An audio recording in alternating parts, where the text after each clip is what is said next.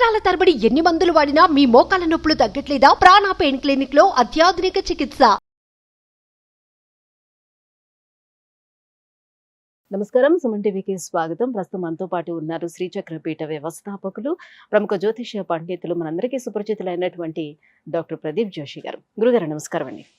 శ్రీమాత్రే నమః. గురుగారు, అక్షయ తృతీయ అనగానే అందరికీ గుర్తొచ్చేది మంచిగా బంగారం. ఆ రోజు బంగారం కొనుక్కోవాలి, లక్ష్మీదేవి అనుగ్రహం కోసం లక్ష్మీ పూజను కూడా చేసుకుంటూ ఉంటారు. అయితే అక్షయ తృతీయ యొక్క వైశిష్ట్యం ఏంటో తెలియజేస్తారా?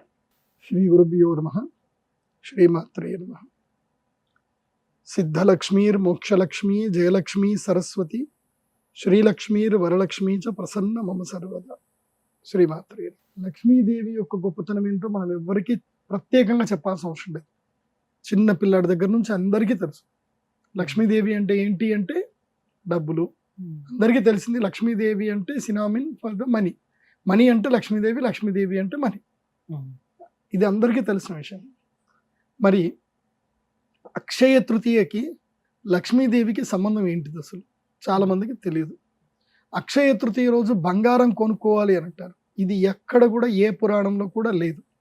కానీ ఇది ఎలా వచ్చింది మరి అందరికీ? మరి పురాణంలో కూడా ఎవరు చెప్పారు, ఎందుకు వచ్చింది అంటే ఫస్ట్ ఒక్కటి మనం గుర్తుపెట్టుకోవాలి. అక్షయ తృతీయ అనేటువంటి పేరుని మనం డీకోడ్ చేద్దాం. అక్షయ, క్షయము అంటే ఏంటి?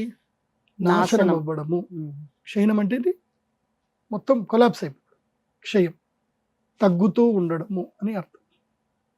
అక్షయం, నా క్షయం అక్షయం అంటే క్షయము కానటువంటిది, అంటే ఎల్లప్పుడూ పెరిగేది, తరగనటువంటిది అక్షయం.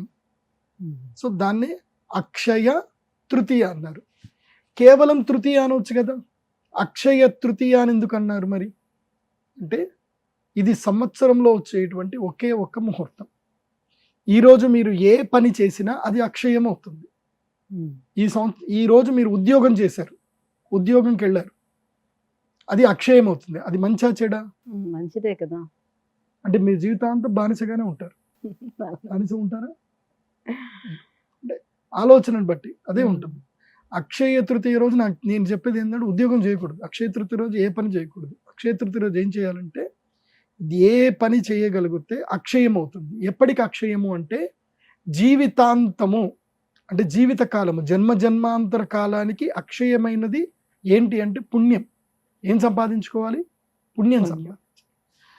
ఈ అక్షయ తృతీయ రోజున చేసిన దానము, ధర్మము, శుభము ఇవి ఎప్పటికి ఉంటాయంటే జన్మాలకు కూడా ఉంటుంది అని చెప్పి పద్మపురాణంలో చెప్పారు. అందుకే ఈ యొక్క సంవత్సరం మొత్తం మీద ఏ రోజును కూడా అక్షయంగా చెప్పలే. ఈ ఒక్క రోజును మాత్రమే అక్షయ తృతీయ అన్నారు.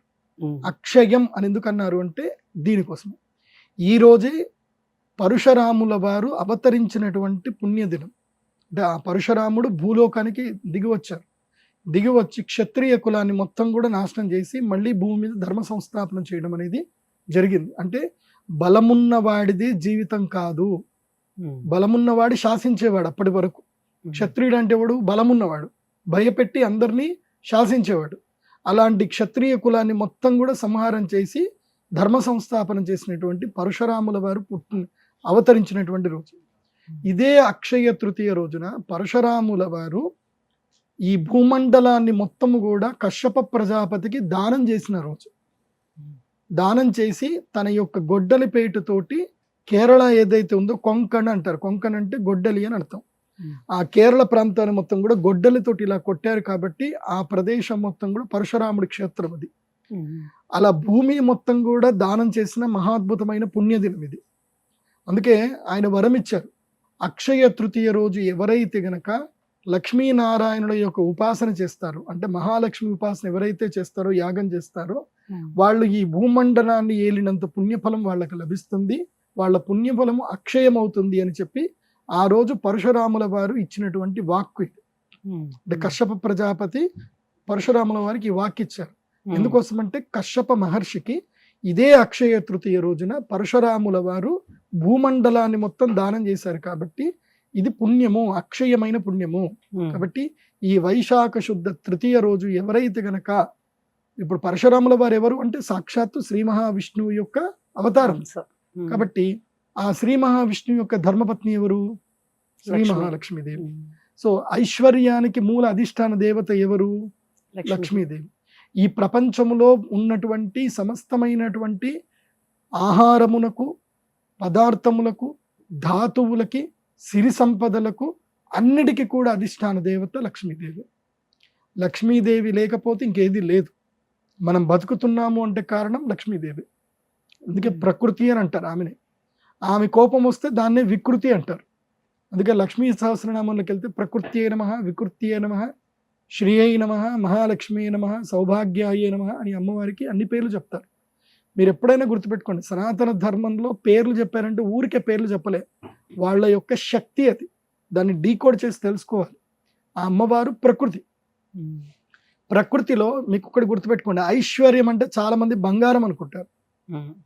ఇప్పుడు ఉదాహరణకి ఒక ఐలాండ్లో మనం ఉన్నాం, లేదంటే ఇప్పుడు కోవిడే వచ్చింది అనుకుందాం. కోవిడ్ లాంటిది భయంకర రోగం వచ్చింది. మీ ఇంట్లో ఒక 100 టన్నుల బంగారం ఉంది. 100 టన్నుల బంగారం ఉంది. ప్రభుత్వం మొత్తం ప్రజలందరూ చనిపోతూ ఉన్నారు. బయటికి వెళ్తే రోగం వస్తే చచ్చిపోతున్నారు. మీ ఇంట్లో 100 టన్నుల బంగారం ఉంది. నీ ఫ్రెండ్ ఉన్నారు, ఆమె దగ్గర 100 ఎకరాల భూమి ఉంది, కానీ 100 టన్నుల బంగారం లేదు. ఇప్పుడు ఎవరు గొప్ప చెప్పు? మీరు గొప్ప, మీ ఫ్రెండ్ గొప్ప? 100 టన్నులు వీళ్ళ దగ్గర బంగారం ఉంది, ఆయన 100 ఏం టన్నుల చేసుకోవడానికి బంగారం లేదు ఉంది. కదా. 100 టన్నుల బంగారం వాల్యూ లేదు. ఇంకా జనాలు చచ్చిపోతున్నారు అక్కడ. బయటకు పోతే చచ్చిపోతారు. ఎకరాలు ఉన్నా కూడా చేసుకోవడానికి ఏం లేదు కదా. చేసుకోవాలి కదా. అప్పుడు పంటలు పండించుకుంటారు, బతుకుతారు. బంగారం తిని బతుకుతాం మనం? బతకలేము. సో ఒక్కొక్క సమయానికి ఒక్కొక్కటి ఐశ్వర్యం అవుతుంది.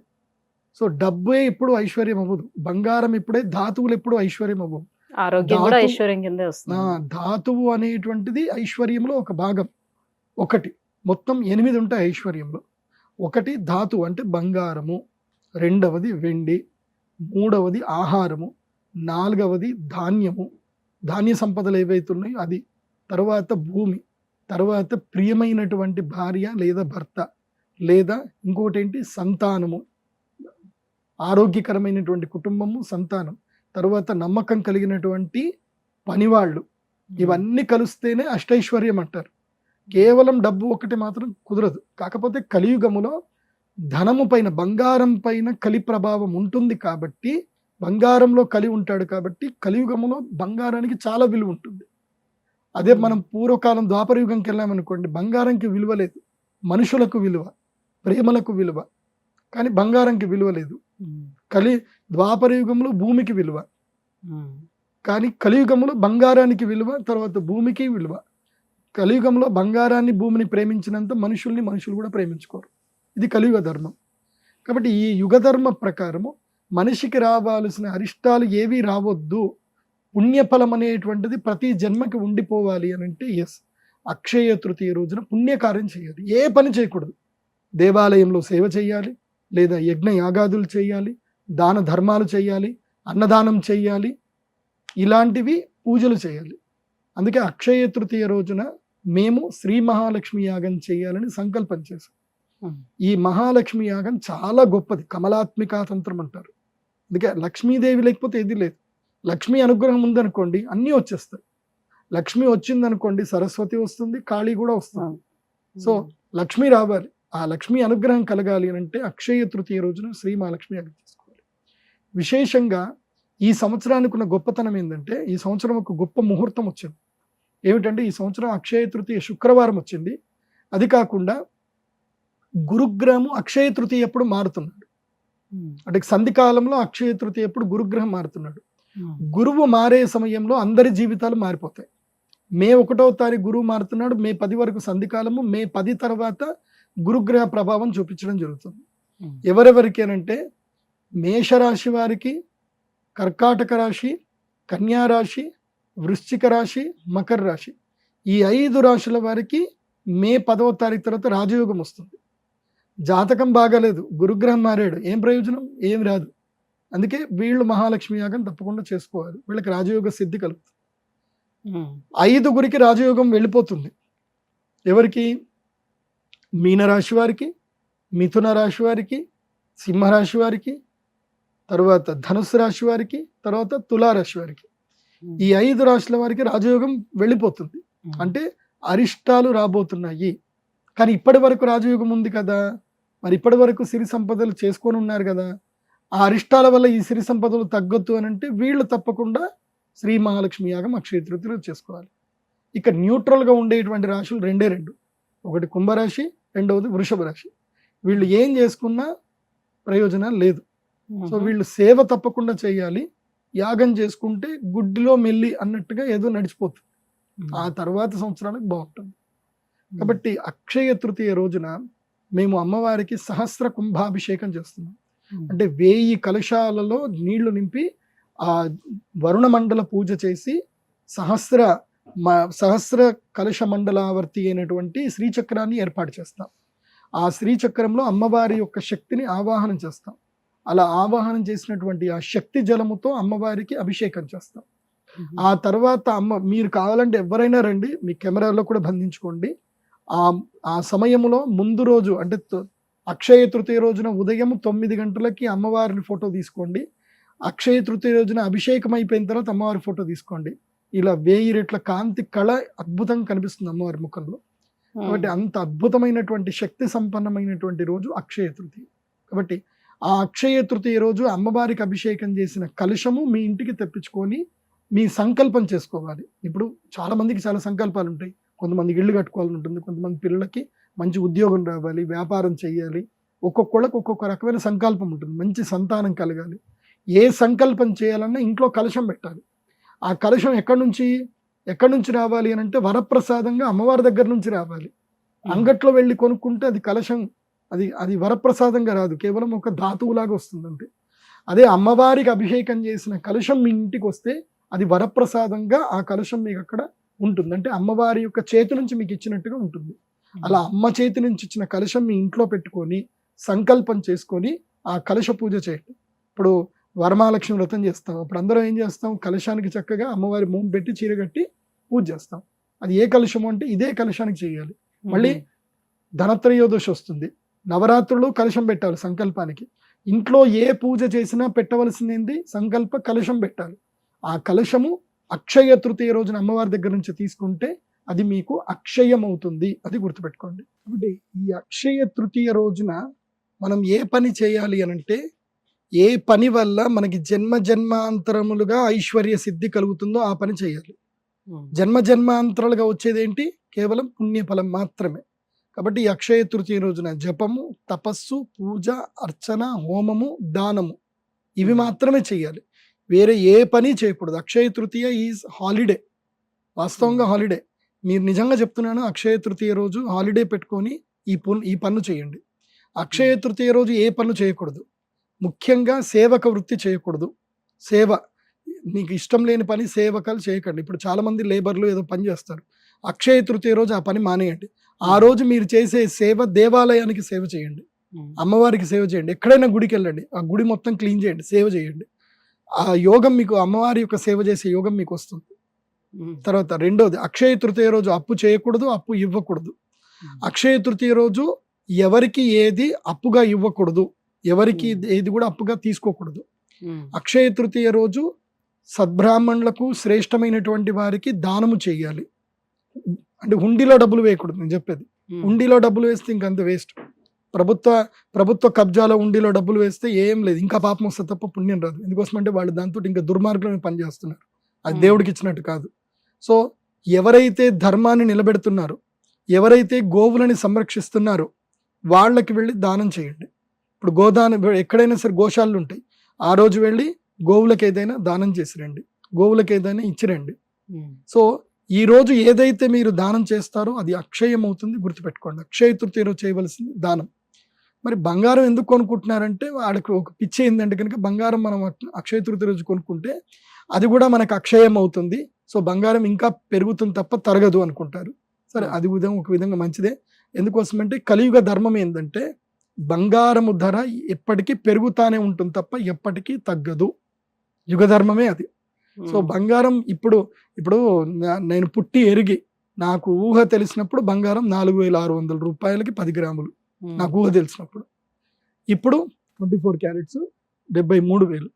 ఇంకా పెరుగుతుంది తప్ప తగ్గేదైతే లేదు. ఏదో కొంచెం గ్రాఫ్ పడిపోతుంది తప్ప ఎట్టి పరిస్థితుల్లో బంగారం ఎప్పుడైనా గుర్తుపెట్టుకోండి, 15% కన్నా గ్రాఫ్ ఎప్పుడు కూడా పడిపోలే, ఇప్పుడు కూడా పడదు. కాబట్టి బంగారం ఎప్పటికీ కొనుక్కున్నా అది నిలిచే ఉంటుంది తప్ప నష్టం అయితే లేదు. మీ పిల్లల కోసం అంటే ఇప్పుడు మీ చిన్న చిన్న పిల్లలు ఉన్నారనుకోండి, వాళ్ళకి పెళ్లి కోసం కావాలంటే ఇప్పుడే బంగారం కొనిపెట్టుకోండి. ఎందుకోసం అంటే మీ పిల్లలకి 25 ఏళ్ళు వచ్చేసరికి ఆ బంగారం ధర అప్పటికి 1,50,000 అవుతుంది. అంతే. ఆ బంగారం ఎప్పటికీ తగ్గదు. ఇంకొకటి కూడా చెప్తున్నాను, ఎందుకోసం అంటే అక్షయ తృతీయ అంటే చాలా మంది బంగారం కొనుక్కోవాలనుకుంటారు. ఇప్పుడు బంగారం కొనుక్కోండి. ఎందుకోసం అంటే రేపు యుద్ధాలు జరుగుతున్నాయి. యుద్ధం జరిగినప్పుడు చాలా ధన నష్టం జరుగుతుంది. సో దేశాలకు మధ్యన ఫినాన్షియల్ డీల్స్ జరుగుతాయి. దేశాలకు మధ్య ఫినాన్షియల్ డీల్స్ ఏ విధంగా జరుగుతాయంటే కేవలం బంగారం, గోల్డ్ రిజర్వ్ వల్లనే జరుగుతాయి. సో గోల్డ్ రిజర్వ్స్ ఎక్స్చేంజ్ అవుతాయి కాబట్టి గోల్డ్ ధర భయంకరంగా పెరుగుతుంది. కాబట్టి ఇప్పుడు ఇది 73,000 ఇంకా తక్కువ. ఇయర్ ఎండింగ్ వచ్చేసరికి 90,000 కూడా వస్తుంది యుద్ధాలు అయితే. సో ఇప్పుడు బంగారం కొనుక్కునే టైమే. గ్రాఫ్ ఎప్పుడు పడిపోతుందో రెడీగా వెయిట్ చేయండి. అంటే 69,000కి ఎప్పుడైనా వస్తుంది బంగారం, గ్రాఫ్ పడుతుంది. 69,000 వచ్చినప్పుడు టక్కని కొనేసుకోండి. అది అలర్ట్స్ ఉంటాయి మీకు, అప్ స్టాక్స్లోనో దేంట్లోనో అలర్ట్స్ ఉంటాయి. మీరు అలర్ట్స్ చేసి పెట్టుకోండి స్టాక్ మార్కెట్ది. దాంట్లో ఇట్లా పడగానే అట్లా కొనేసుకోండి. గురుగారు, అక్షయ తృతీయ యొక్క వైశిష్టం ఏంటి? ఈ అక్షయ తృతీయ రోజున ఎటువంటి పనులు చేస్తే అమ్మ అనుగ్రహం అనేది మనకి లభిస్తుంది అనే విషయాన్ని తెలియజేసినందుకు ధన్యవాదాలు. సుమన్ టీవీలో మీ పర్సనల్ అండ్ బిజినెస్ ప్రమోషన్స్ కోసం కింది నెంబర్కి కాంటాక్ట్ చేయండి.